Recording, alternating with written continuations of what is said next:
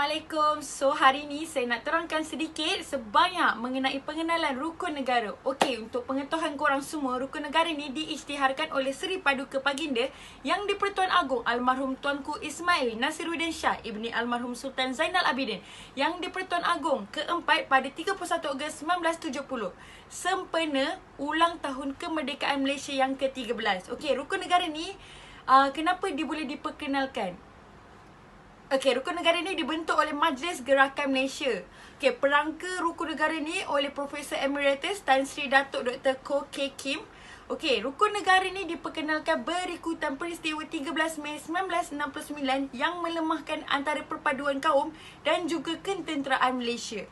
Okey, prinsip-prinsip yang ada terkandung dalam rukun negara ini jelas merupakan kunci kepada keharmonian dan perpaduan kaum demi kejayaan dan kestabilan negara Malaysia. Rukun negara terbahagi kepada dua bahagian. Bahagian pertama menggariskan objektif masyarakat Malaysia. Bahagian kedua mengenai prinsip rukun negara. Okey, balik pada bahagian pertama. Bahagian pertama menggariskan objektif masyarakat Malaysia yang mahu dibentuk untuk mencapai perpaduan yang lebih erat dalam kalangan seluruh masyarakat. Memelihara satu cara hidup demokratik, mencipta satu masyarakat yang adil di mana kemakmuran negara dapat dinikmati bersama secara adil dan saksama, membentuk satu sikap yang liberal terhadap tradisi kebudayaan yang kaya dan berbagai-bagai corak, membina sebuah masyarakat progresif akan menggunakan sains dan teknologi moden. Okey, kebiasaannya objektif ni akan dibaca sebelum kita nak baca ikrar rukun negara. Okey, bahagian kedua merupakan dia menggariskan 5 prinsip rukun negara, iaitu kepercayaan kepada Tuhan, kesetiaan kepada raja dan negara, keluhuran perlembagaan, kedaulatan undang-undang, kesopanan dan kesusilaan. Okay, saya berada di sini untuk menjelaskan prinsip pertama dalam prinsip rukun negara, iaitu kepercayaan kepada Tuhan. Perlembagaan menetapkan bahawa agama Islam ialah agama rasmi di Malaysia dan memberi kebebasan untuk agama lain diamalkan dalam kalangan penganut masing-masing, seperti agama Buddha dan juga agama Hindu. Sebagai gambaran bahawa asas kehidupan beragama merupakan prinsip penting kehidupan rakyat. Sebarang bentuk ideologi yang menolak kepercayaan kepada Tuhan, seperti fahaman komunis, tidak akan mendapat tempat di negara ini. Selain itu, agama sebagai pembina keharmonian dan perpaduan, penganut sesebuah agama harus menolak sebarang bentuk ekstremisme agama. Sebaliknya, penganut harus mengamalkan fahaman kesederhanaan yang dapat menyuburkan sikap persefahaman dan saling bertoleransi. Kepercayaan kepada agama akan memberikan kekuatan kepada diri mereka untuk menjadi benteng daripada tingkah laku yang merosakkan negara atau institusi, seperti penyalahgunaan dada, atau penyalahgunaan kuasa dan tidak amanah.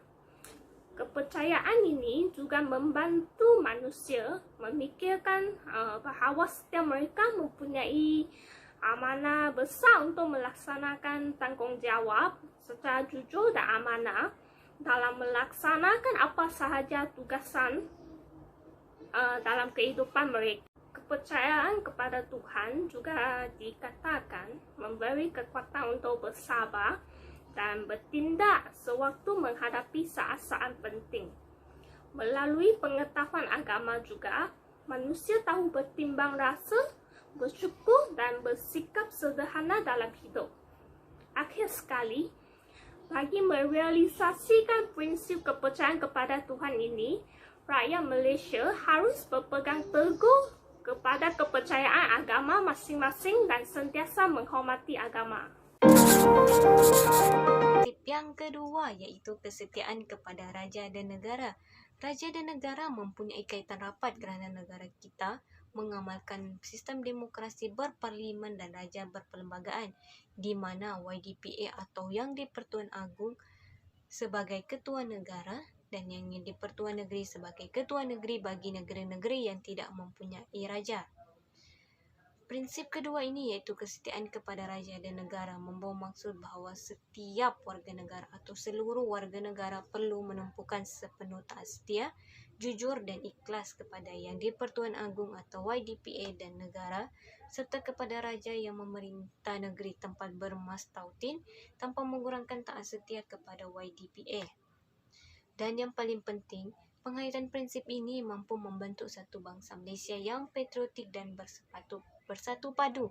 Hal ini kerana raja yang berperanan dalam memperkukuhkan perpaduan antara rakyat walaupun terdapat perbezaan kaum, agama dan fahaman politik. Seterusnya, pematuhan dan ketaatsetiaan pada raja boleh berlaku dalam pelbagai bentuk dengan melaksanakan sifat-sifat terpuji seperti yang berikut.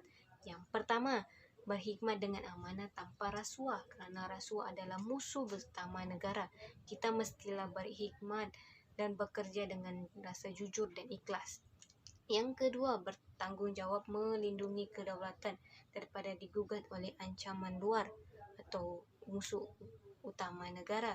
Kita mestilah mempertahankan kedaulatan negara yang telah kita jaga sejak zaman dari dulu lagi. Dan yang ketiga, sifat yang ketiga, tidak melakukan jenayah atau mengkhianati negara atau menjadi pembelot negara. Kita tidak boleh bersekongkol atau bersepakat dengan musuh utama negara yang boleh menjatuhkan atau menggugat kedaulatan negara kita sendiri. Dan yang keempat iaitu memastikan keamanan negara sentiasa terpelihara daripada sebarang ancaman luar atau penceroboh yang cuba menjatuhkan negara kita.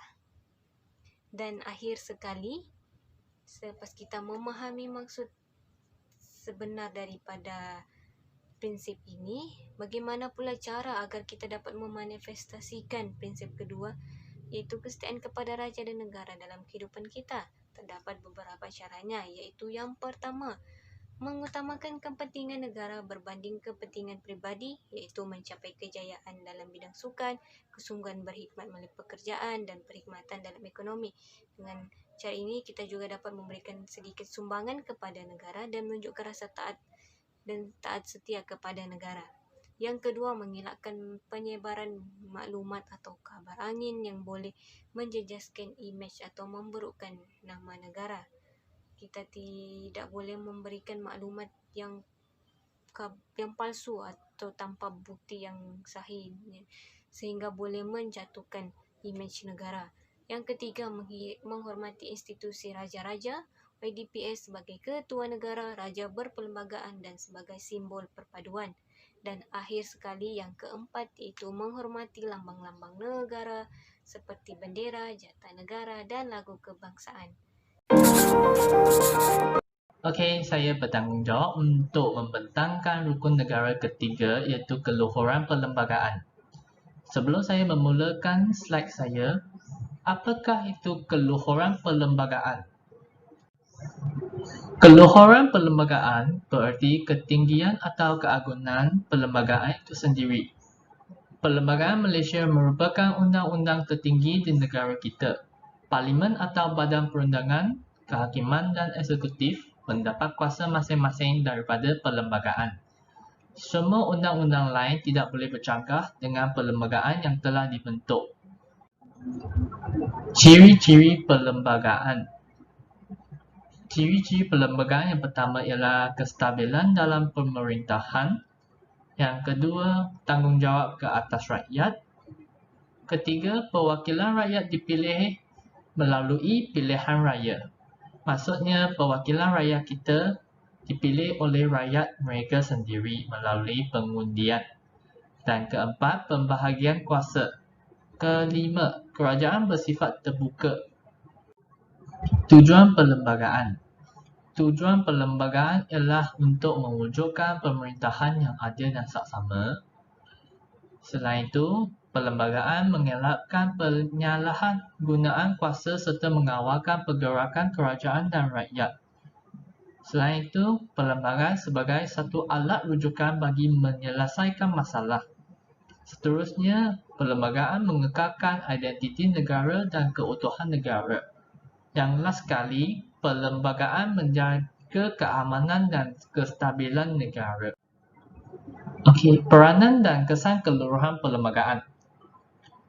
Peranan yang pertama ialah mewujudkan pemerintahan yang adil. Kedua ialah mengekalkan riwayat negara bangsa. Dan ketiga ialah menjaga kestabilan negara. Keempat ialah menjadi alat penyelesaian masalah. Yang akhirnya, kepentingan keluhuran perlembagaan. Perlembagaan boleh menjaminkan kestabilan politik dan sistem pentadbiran yang cekap dan berkesan. Perlembagaan juga boleh menjamin keselamatan dan kesejahteraan rakyat. Perlembagaan juga menentukan tanggungjawab rakyat dan batasan atau rangan seperti hak istimewa orang Melayu dan Bumi Putera Sabah dan Sarawak yang tidak boleh dipersoalkan. Yang keempat, memudahkan perpaduan nasional dan pembangunan negara. Dan akhir sekali, kepentingan perlembagaan di sesebuah negara itu juga mempunyai haluan tertentu. Okey, slide depan ialah keluhuran perlembagaan. Kita teruskan dengan rukun negara keempat. Kedaulatan undang-undang. Setiap negara mempunyai undang-undang sendiri untuk mengawal dan mewujudkan masyarakat yang aman, sejahtera dan makmur. Apa itu undang-undang? Undang-undang merupakan satu set peraturan yang telah digubah oleh kerajaan dan setiap masyarakat di Malaysia harusnya mematuhi undang-undang tersebut. Ini bermaksud setiap rakyat di Malaysia adalah sama di sisi undang-undang tanpa mengira diskriminasi kaum, gender dan kedudukan. Kenapa kedaulatan undang-undang ini penting untuk negara Malaysia? Yang pertama, kedaulatan undang-undang dapat mengawal ketenteraman dan keamanan masyarakat. Kedua, dapat mengelakkan berlaku diskriminasi kaum, gender dan kedudukan disebabkan setiap rakyat di Malaysia adalah sama di sisi undang-undang. Ketiga, kedaulatan undang-undang dapat mengelakkan sesuatu keputusan dipengaruhi oleh mana-mana pihak berkepentingan. Keempat, dapat mewujudkan institusi kehakiman yang bebas dan berwibawa. Dengan ini, kebebasan asasi warga negara Malaysia dapat dijamin. Apa yang akan berlaku jika kedaulatan undang-undang tidak diamalkan oleh masyarakat? Yang pertama, keselamatan negara akan terjejas disebabkan berlaku jenayah yang berleluasa dalam kalangan masyarakat. Kedua, kedaulatan negara akan terancam disebabkan kuasa luar muda mencerobohi ke Malaysia tanpa kawalan. Yang ketiga, ekonomi negara Malaysia akan terjejas disebabkan berlaku kemasukan barang seletup dan penipuan perniagaan yang tidak dapat terkawal. Keempat, imej negara akan terjejas disebabkan pemimpin dan rakyat yang tidak mematuhi undang-undang menunjukkan pentadbiran di Malaysia yang lemah. Oleh itu, setiap rakyat Malaysia harusnya mematuhi undang-undang supaya keselamatan mereka lebih terjamin di samping dapat menjaga kedaulatan negara Malaysia. Sesiapa yang melanggar undang-undang harusnya diberi hukuman yang berat supaya mereka menyedari kesalahan mereka dan tidak mengamalkan kesalahan yang sama lagi. Kerajaan juga harusnya sentiasa memeriksa dan menguatkuasakan undang-undang yang sedia ada supaya dapat mewujudkan masyarakat yang berintegriti dan berdisiplin. Prinsip rukun negara yang kelima iaitu kesopanan dan kesusilaan. Kesopanan dan kesusilaan merupakan sebahagian daripada amalan hidup yang dituntut dalam kehidupan seharian. Prinsip ini berkait rapat dengan perkembangan dan personaliti individu yang dibina dengan nilai-nilai moral dan akhlak masyarakat. Kehidupan yang bersopan santun dan bersusila amat penting dalam perhubungan etnik, terutamanya dalam masyarakat pelbagai kaum di negara ini. Setiap warga negara Malaysia seharusnya tahu dan menghormati orang lain dengan mengawal diri daripada membangkitkan isu-isu sensitif sesuatu kaum berkaitan kewarganegaraannya, asal keturunannya, bahasanya, kebudayaannya serta kepercayaan agamanya. Sejak dari kecil lagi, kita semua telah diajar untuk sentiasa menghormati dan mempamerkan sifat sopan santun, terutamanya dengan orang yang lebih tua daripada kita. Kita juga telah diajar untuk membongkokkan sedikit badan apabila berjalan di hadapan orang lain yang lebih tua tanpa mengira kaum sebagai tanda kita hormat kepada mereka. Tindakan ini bagi mengelakkan sebuah masyarakat yang biadab dan langsung tidak memahami selok-belok sifat hormat menghormati yang sudah menjadi sebati dalam sebahagian masyarakat negara ini. Antara kepentingan prinsip ini adalah dapat menjadi panduan supaya perilaku anggota masyarakat sentiasa terpelihara. Selain itu, dapat menjadi perhubungan yang harmoni dalam masyarakat yang berbilang kaum dan dapat membentuk warga negara Malaysia yang bersopan santun dan bertata susila. Oleh itu, semua warga negara Malaysia hendaklah sentiasa mengamalkan budaya dan nilai-nilai murni dalam kehidupan harian. Okay, berdasarkan 5 prinsip rukun negara ini jelas tahu dapat menjadi teras kepada keharmonian dan perpaduan kaum demi kestabilan negara. Okay, prinsip-prinsip ini perlulah difahami, dihayati dan diamalkan oleh semua lapisan masyarakat kerana keharmonian negara ini bergantung kepada masyarakat yang tinggi disiplin dan cintakan negara.